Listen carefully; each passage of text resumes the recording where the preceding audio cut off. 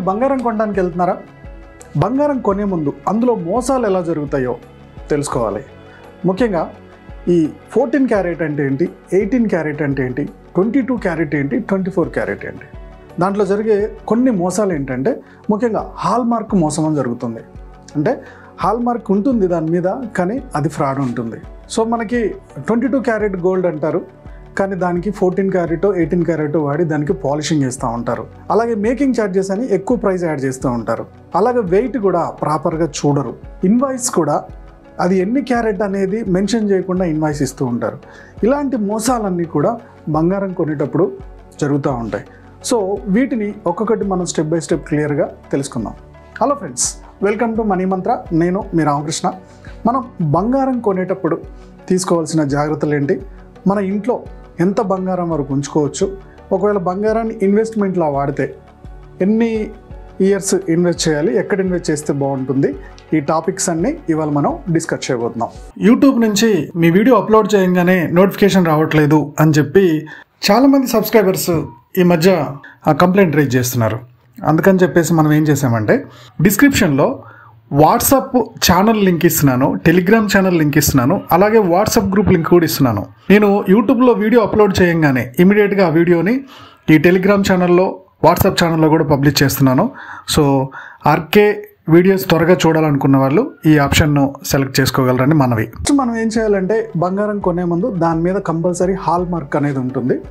ఆ hall mark అది 91.6 అంటే 22 క్యారెటా, లేదా 99.9K క్యారెట్ అంటే అది 24 క్యారెట్ అనేది చూడాలి. సో దీనికి 6 డిజిట్ కోడ్ ఉంటుంది, HUID కోడ్.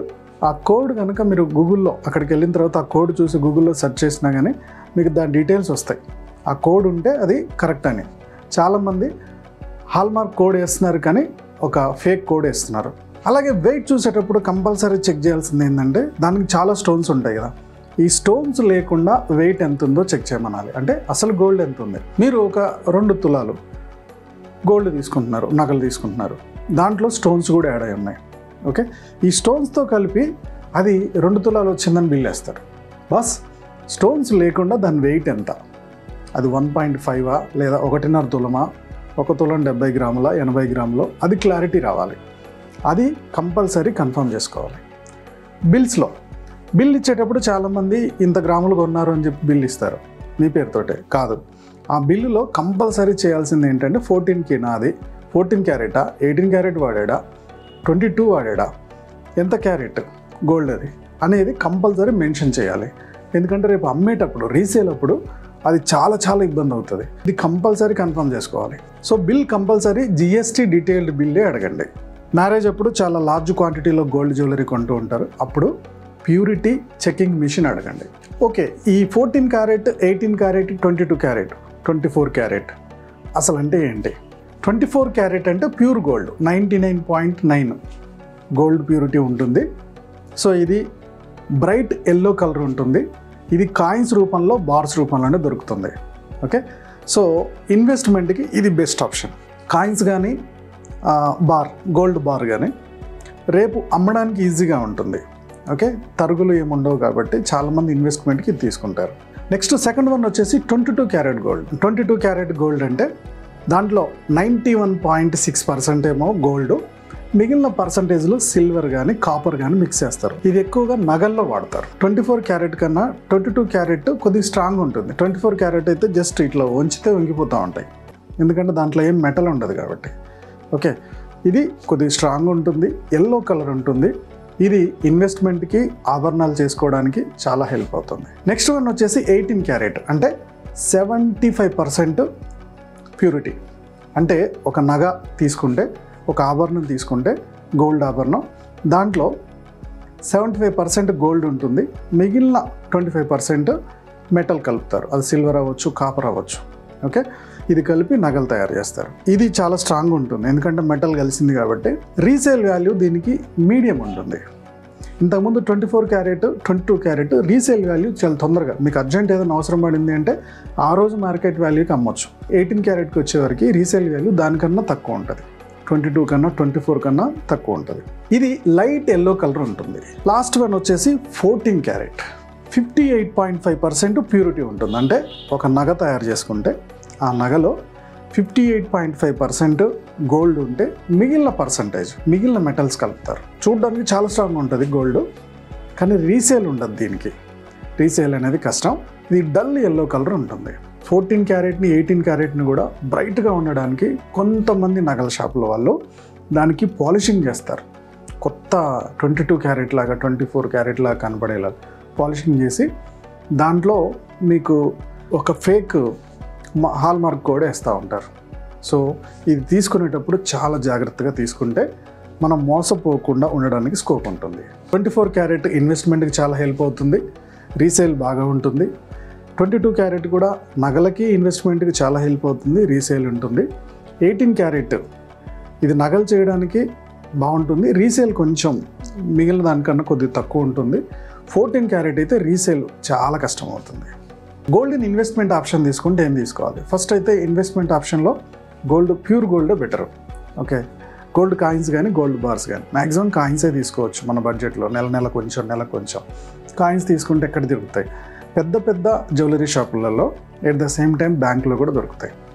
ఓకే, వీటిని బ్యాంకుల వాళ్ళు మళ్ళీ వెనక్కి రీఫండ్ తీసుకోరు. అమ్మడానికి వెళ్తే ఓన్లీ గోల్డ్ షాప్లో వాళ్ళే తీసుకుంటారు, కానీ ప్రాపర్ బిల్ ఉండాలి. దీనికి మేకింగ్ ఛార్జెస్ కూడా ఉండదు.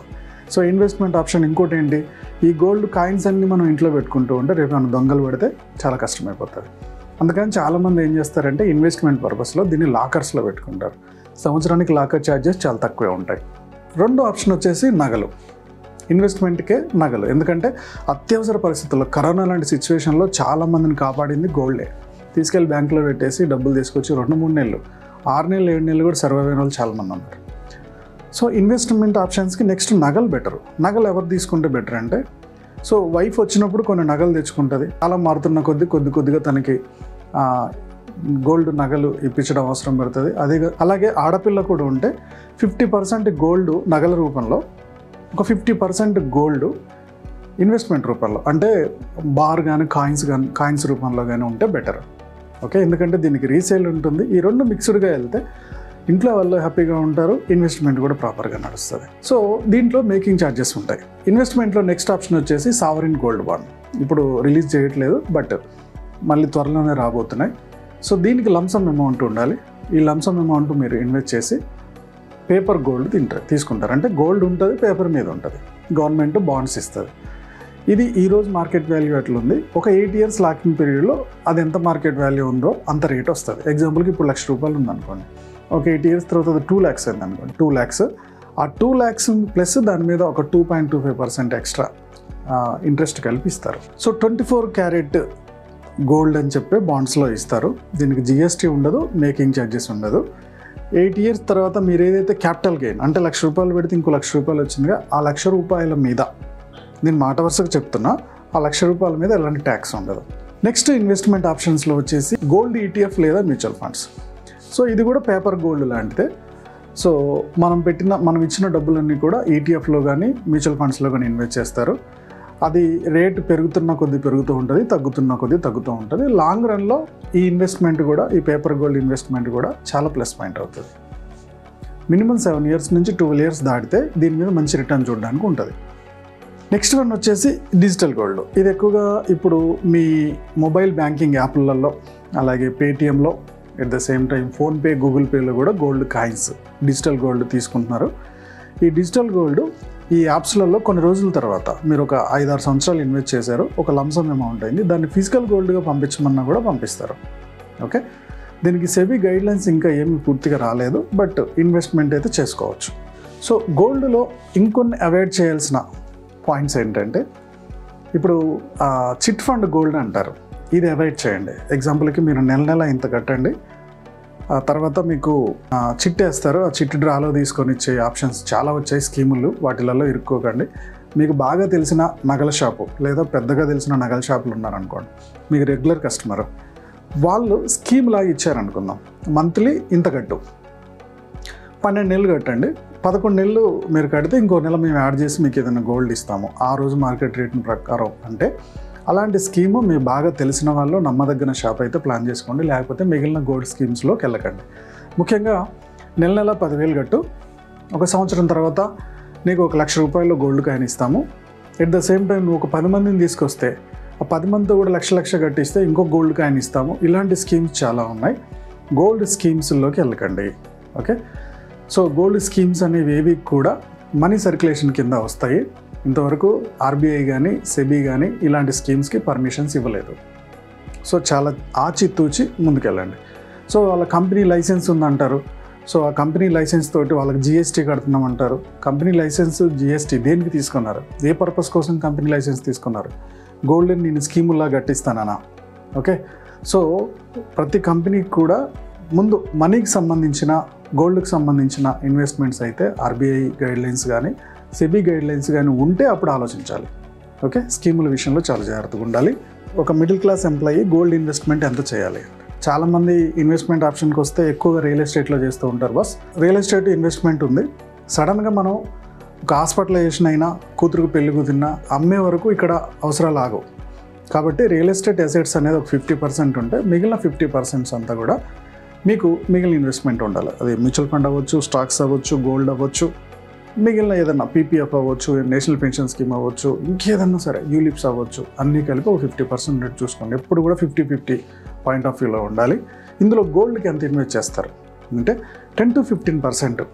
ఓకే, గోల్డ్ ఎవ్రీ మంత్ లేదా మీ ఇన్వెస్ట్మెంట్స్లో 10 to 15% రేట్ చూసుకోండి. లేదు అది ఇన్వెస్ట్మెంట్ పర్పస్, నగలు ప్లస్ ఇన్వెస్ట్మెంట్ పర్పస్ అనుకుంటే దాదాపుగా ఒక 15 to 25 దాకా ఉండొచ్చు. 25%లో కూడా సగం నగలు, ఇంకో సగం కాయిన్స్ కానీ డిజిటల్ గోల్డ్ కానీ ఇన్వెస్ట్ చేసుకోవడం బెటర్. సంవత్సరం మొత్తం మీద 1 లక్ష రూపాయలు గోల్డ్ ఇన్వెస్ట్ చేశారంటే ఒక 50,000 ఏమో నగల రూపంలో ఉండి 24 క్యారెట్ ఉండేటట్టు చూసుకోండి. ఇంకో 50,000 ఏమో ఫిజికల్ గోల్డ్ లేదా పేపర్ గోల్డ్ ఉండేటట్టు చూసుకోండి. 14 carrot, 18 carrot, 22 carrot, 24 carrot variation తెలుసుకున్నాము. తర్వాత మోసాలు ఎక్కడెక్కడ జరుగుతున్నాయో తెలుసుకున్నాము. హాల్ మార్క్ మోసం 14 క్యారెట్కి ఫుల్ కోటింగ్ వేసేసి బ్రైట్ ఎల్లో లాగా అది 24 క్యారెట్ లాగా 22 క్యారెట్ లాగా అమ్మే ఆప్షన్ చూసాము. ఇది జాగ్రత్త పడాలి.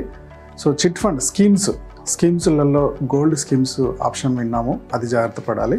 At the same time gold investment ఎంత ఉండాలి మన మొత్తం ఇన్వెస్ట్మెంట్లో, దాంట్లో నగలు ఎంత ఉండాలి, అలాగే గోల్డ్ కాయిన్స్ రూపంలో అయితే ఎంత ఉండాలి, లేదా పేపర్ గోల్డ్ ఎంత ఉండాలి అనే ఆప్షన్స్ అన్నీ కూడా మనం తెలుసుకున్నాం. ఈ గోల్డ్కి సంబంధించి ఇంకా ఏమన్నా ఇన్వెస్ట్మెంట్ ఆప్షన్స్ డౌట్స్ ఉంటే కామెంట్లో పోస్ట్ చేయండి. Okay, so me doubts step by step clarify చేయడానికి ట్రై చేస్తాను. మా వీడియో నచ్చినట్టయితే లైక్ చేయడం, కామెంట్ చేయడం, షేర్ చేయడం మర్చిపోవద్దు.